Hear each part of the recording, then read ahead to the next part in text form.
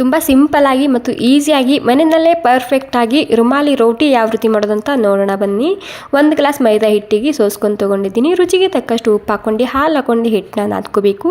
ನೀರು ಬದಲಾಗಿ ಹಾಲನ್ನ ಹಾಕ್ಕೊಂಡು ನಾರ್ಮಲಾಗಿ ಚಪಾತಿ ಹಿಟ್ಟು ನಾದ್ಕೊತೀವಿ ನೋಡಿ, ಅದೇ ರೀತಿ ನಾದ್ಕೋಬೇಕು. ನಾದಿದ್ಮೇಲೆ ಇದಕ್ಕೆ ಒಂದು 15-20 ನಿಮಿಷ ಆಗೋ ತನಕ ತುಪ್ಪ ಹಚ್ಚಿ ರೆಸ್ಟ್ ಮಾಡೋಕ್ಕೆ ಬಿಟ್ಟಿದ್ದ. ಇವಾಗ ನಿಮಗೆ ರೋಟಿನ ಮಾಡಿ ತೋರಿಸ್ತಿದ್ದೀನಿ. ನಾನಿಲ್ಲಿ ಕಪ್ನಲ್ಲಿ ತುಪ್ಪ ತೊಗೊಂಡಿದ್ದೀನಿ.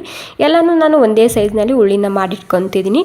1 ಗ್ಲಾಸ್ ಹಿಟ್ಟಲ್ಲಿ ಒಂದು 10 ರೊಟ್ಟಿ ಮಾಡ್ಕೋಬೋದು. ಆ ರೀತಿ ನಾನು ಉಳ್ಳಿನ ಮಾಡ್ಕೊಂಡಿನಿ. ಇವಾಗ ಎಲ್ಲನೂ ಒಂದೇ ಸೈಜ್ನಲ್ಲಿ ಇದನ್ನು ಈ ರೀತಿ ಲಟ್ಟಿಸ್ಕೊಂಡು ತೊಗೋಬೇಕು. ಲಟ್ಟಿಸ್ಕೊಂಡಾದ್ಮೇಲೆ ತುಪ್ಪ ಮತ್ತು ಹಿಟ್ಟನ್ನ ಹಚ್ಕೊಂಡು ಈ ರೀತಿ ಒಂದ್ರ ಮೇಲೆ ಇಟ್ಕೊತಾ ಹೋಗಬೇಕು. ಒಂದು ಸ್ವಲ್ಪ ಜಾಸ್ತಿನೇ ತುಪ್ಪ ಮತ್ತು ಹಿಟ್ಟನ್ನ ಹಚ್ಕೊಳ್ಳಿ, ಸಲೀಸಾಗಿ ಬಿಟ್ಕೊಳ್ಳುತ್ತೆ ಅದು. ಎಲ್ಲನೂ ಒಂದ್ರ ಮೇಲೆ ಒಂದು ಇಟ್ಕೊಂಡಾದ್ಮೇಲೆ ಮತ್ತೆ ಒಂದು ಸ್ವಲ್ಪ ಇದನ್ನು ಈ ರೀತಿ ತೆಳ್ಳಗೆ ಲಟ್ಟಿಸ್ಕೊಂಡು ತೊಗೋಬೇಕು. ಇಲ್ಲಿ ಹಂಚ್ಕೊಡ ಬಿಸಿಯಾಗಿದೆ, ಮೊದಲಿಗೆ ತುಪ್ಪನ ಹಚ್ತಿದ್ದೀನಿ.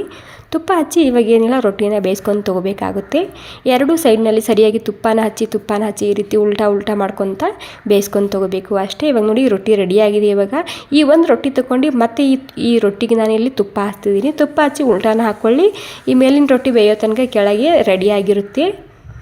ಓಕೆ ನೋಡಿ, ಇದನ್ನೇ ರಿಪೀಟ್ ಮಾಡ್ಕೊತ ಹೋಗಬೇಕು. ತುಪ್ಪ ಹಚ್ಕೊಂಡು ಉಲ್ಟಾ ಹಾಕ್ಕೊತ ಬೇಯಿಸ್ಕೋಬೇಕಷ್ಟೇ. ಇವಾಗ ನೋಡಿ ನಮ್ಮ ರುಮಾಲಿ ರೋಟಿ ರೆಡಿಯಾಗಿದೆ. ಸ್ವಲ್ಪನಾದರೂ ಇಷ್ಟ ಆಗಿದ್ರೆ ಒಂದು ಲೈಕ್ ಮಾಡಿ. ನೀವು ಕೂಡ ಒಂದ್ಸಲ ಟ್ರೈ ಮಾಡಿ ನೋಡಿ, ತುಂಬಾ ಸರಿಯಾಗಿರುತ್ತೆ. Thank you.